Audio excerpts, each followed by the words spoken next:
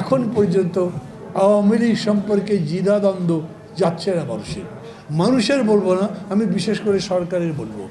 ক্ষমতায় আসবার আগেই মানে এয়ারপোর্টে যখন ডক্টর ইউনূস আসলেন, সবাই তাকে অনেকগুলো প্রশ্ন করেছে। তার প্রশ্নের একটা জবাবে তিনি বলেছিলেন, আমি চাই বাংলাদেশ হবে একটা পরিবার। উনি বলেছেন, বাংলাদেশে আমি অন্তর্ভুক্তিমূলক রাজনীতি করতে চাই। অন্তর্ভুক্তিমূলক রাজনীতি মানে কি? পুরা দেশ একটা পরিবার হবে, তার মানে কি? শুধু আবেগ দিয়ে আপনি পরিবর্তন ব্যাখ্যা করলে চলবে না, শুধু আবেগ দিয়ে রাজনীতিকে ব্যাখ্যা করলেও চলবে না, শুধু আবেগ দিয়ে কোনো বড় কাজও আপনি শেষ পর্যন্ত করতে পারবেন না। আপনাকে ওই আবেগ থাকতে হবে, আবেগের সাথে যুক্ত হতে হবে খুবই ক্ষুরধারু যুক্তি, যার সামনে অন্য কোনো অপযুক্তি টিকতে পারবে না। আপনি ইনক্লুসিভ পলিটিক্স বলতে কী বোঝান? তখন আমরা জানি না, কেউ প্রশ্ন করে নাই, শুনেছি আমরা, কেউ ভেবেছি এই কথার মানে কি। কিন্তু পরবর্তীতে এখনও দেখেন লাগাতারভাবে ডক্টর মোহাম্মদ ইউনূস এই অন্তর্ভুক্তিমূলক রাজনীতির কথা বলছেন এবং পাশাপাশি বাংলাদেশকে একটা পরিবার হিসেবে তিনি গড়ে তুলতে চান, সেই কথাও তিনি বলছেন। এবং আপনাদের কারো কখনো মনে হয়েছে যে বিএনপির মতো দল, যার উপরে আওয়ামী লীগের অত্যাচারের কোনো সীমা পরিসীমা ছিল না ক্ষমতায় থাকবার কালে, সেই দল বলছে আওয়ামী লীগকে ব্যান করা হোক, এটা আমরা চাই না। কেউ এরকম মানুষ মনে করেনি, অনেকেই আহত হয়েছে, অনেকের সেন্টিমেন্টে লেগেছে। বিএনপি এটা বলছে, কারণ কি?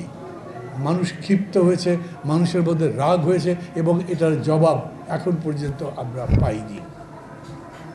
আচ্ছা, বড় করে একটা বলেন তো, এই দেশ যে বদলাবে, আমরা বলি না, ছাত্ররা স্লোগান দিয়েছে না, নতুন বাংলাদেশ চাই। রক্ত জীবনদানের মধ্য দিয়ে সবচাইতে বড় পপুলার স্লোগানটাই ছিল নতুন বাংলাদেশ চাই। নতুন বাংলাদেশ মানে কি?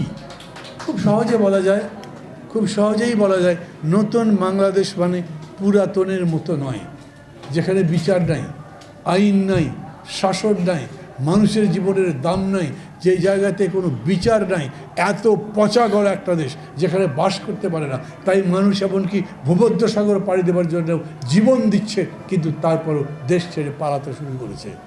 আমরা এরকম দেশ চাই যেখানে বাস করা যায়, যে দেশে বুক ভরে শ্বাস নেওয়া যায়, যেই দেশে থাকলে মনে হয় আমি এই দেশের নাগরিক, এই দেশে আমার একটা সম্মান আছে, সেই রকম দেশ। এবং সেই রকম দেশ গড়বার জন্যই তো সংস্কারের কথা বলা হচ্ছে। 15-16 বছর ধরে এই সরকারের বিরুদ্ধে আন্দোলন হয়েছে লাগাতার। এই আন্দোলন যখন আমরা করছি রাজনৈতিক দলগুলো, তখন জনগণ আমাদের কাছে বলেছেন, এত জীবনদান, এত কষ্ট করে এই আন্দোলন করে শুধুমাত্র ক্ষমতার বদল করবেন, তাতে লাভ কি? এইরকম ক্ষমতার বদল তো আমরা সেই 53 বছর ধরে দেখছি, জনগণের তো কোনো কল্যাণ হয় না। তখন আমরা বলেছিলাম, আমরা শুধু ক্ষমতার বদলের লড়াই করছি না, আমরা একই সঙ্গে রাষ্ট্রযন্ত্রের বদল করতে চাই, আমরা সমাজ ব্যবস্থার বদল করতে চাই, এবং সেই বদলের জন্যই সংস্কার কর্মসূচি সামনে এসেছিল।